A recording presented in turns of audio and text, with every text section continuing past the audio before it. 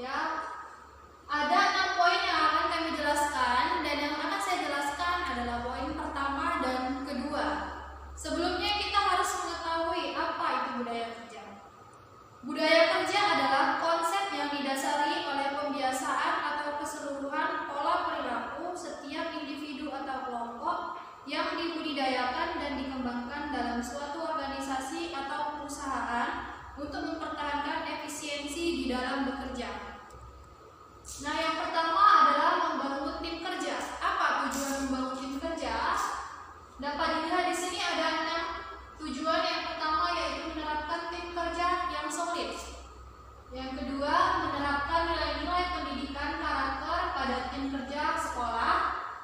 Selanjutnya, menerapkan manajemen perubahan di sekolah, menerapkan model pengambilan keputusan yang efektif, menerapkan teknik berkomunikasi yang efektif, dan menerapkan teknik manajemen konflik yang sesuai dengan kondisi sekolah. Ruang lingkupnya apa saja? Yaitu ada 6: tim kerja yang solid, karakter tim kerja, manajemen perubahan, pengambilan keputusan, komunikasi, dan manajemen konflik. Next.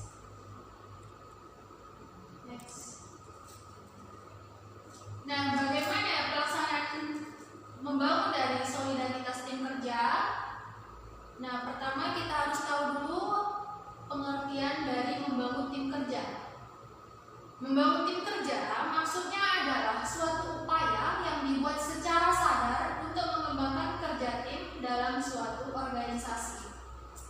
Ya, setelah kita memiliki tim kerja, membangun tim kerja, maka tujuannya akan tercapai, yaitu tim kerja dibangun dengan tujuan untuk membantu kelompok fungsional menjadi lebih efektif.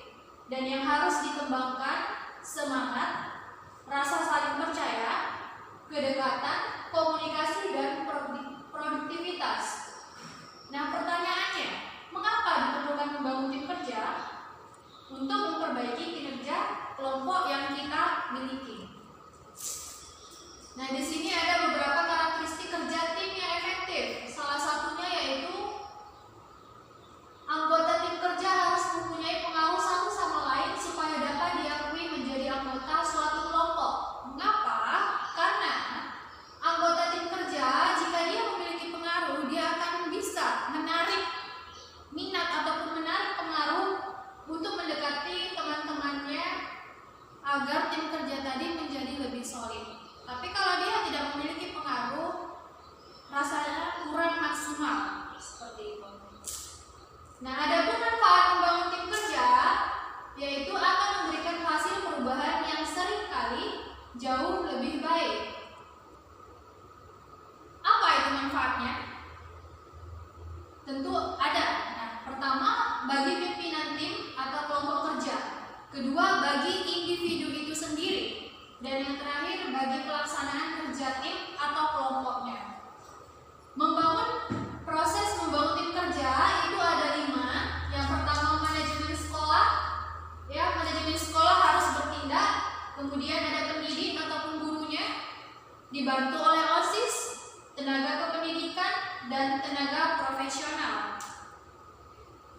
Nah, kira-kira apa yang menghambat membangun tim kerja ini sendiri? Ternyata ada hambatannya, yaitu visi misi dan strategi kurang motivable, moral dan semangat rendah, konflik of interest-nya merebak, kemampuan mental rendah, seleksi kurang berhasil, kepribadian dominan introvert atau extrovert, komposisi susunan tim tidak efektif, peran tim tidak jelas, tertutup untuk evaluasi, dan pemberdayaan kurang efektif. Adapun langkah-langkah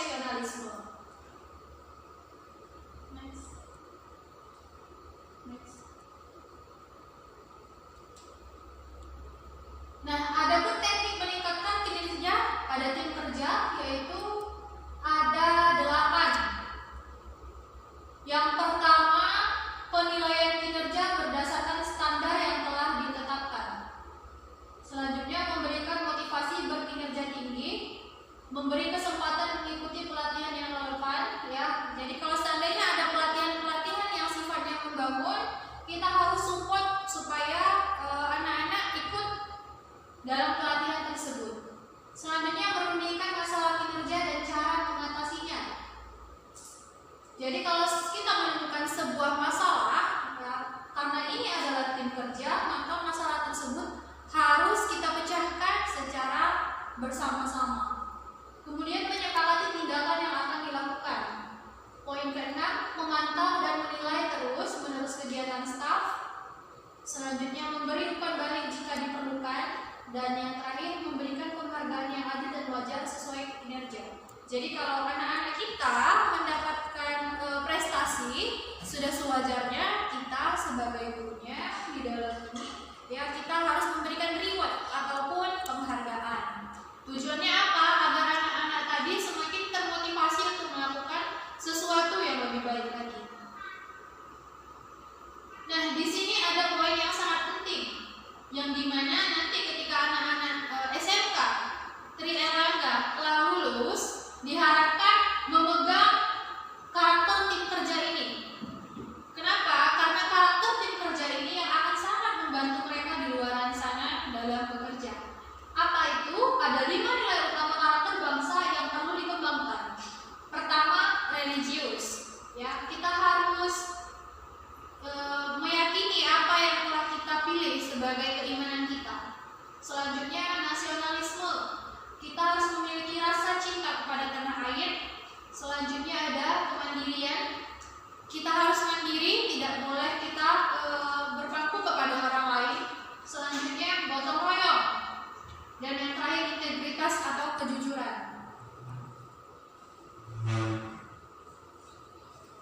Nah, membangun karakter berbasis masyarakat.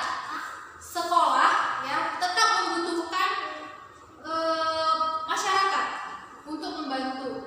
Sekolah tidak dapat melaksanakan visi dan misinya sendiri. Karena itu perlu kolaborasi atau kerjasama antar komunitas dan satuan pendidikan di luar sekolah dalam penguatan pendidikan karakter. Next. Nah, strategi mencapai perubahan. Ada 5 strategi. Yang pertama, pendidikan dan pelatihan. Yang kedua, manipulasi dan kooptasi. Negosiasi dan persetujuan. Paksaan jika perlu. Dan terakhir, mengembangkan. Dan strategi kepala sekolah untuk dalam budaya ini, yang pertama, melakukan bimbingan, melakukan benchmarking, dan memberikan pelatihan-pelatihan. Nah, adapun pengambilan keputusan. Nah, terkadang kita membutuhkan cara untuk mengambil keputusan jika kita mengalami suatu permasalahan. Minimal terdapat 3 tantangan dalam mengambil keputusan. Yang pertama, keadaan yang sangat kompleks. Yang kedua, keadaan yang tidak menentu. Dan ketiga, tuntutan untuk dapat bertindak luas. Kualitas suatu keputusan merupakan cermin dari daya pikir seorang pemimpin. Model pengambilan keputusan ada 2. Yang pertama, struktur atau terstruktur, dan yang kedua, unstruktur, artinya tidak terstruktur. Next.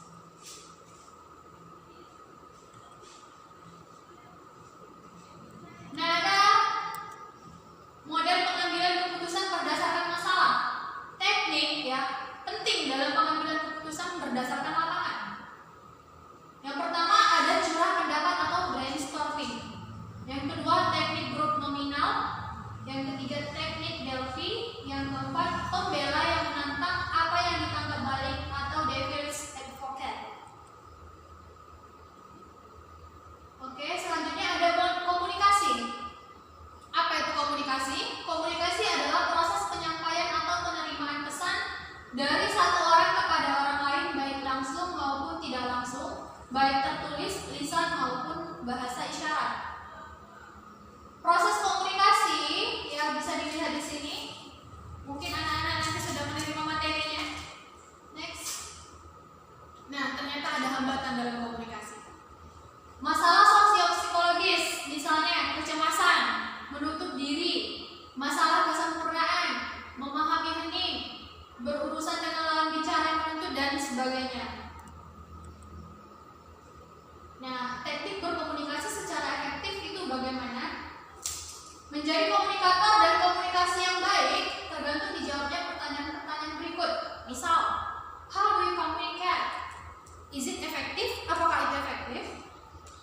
efisien. Apakah itu efisien? Do you get positive feedback? Apakah kamu mendapatkan feedback yang positif? Dengan pertama, jadi pendengar yang baik. Kedua, jadi pembicara yang efektif. Ketiga, jadi pembaca yang baik. Dan yang terakhir, jadi penulis yang baik.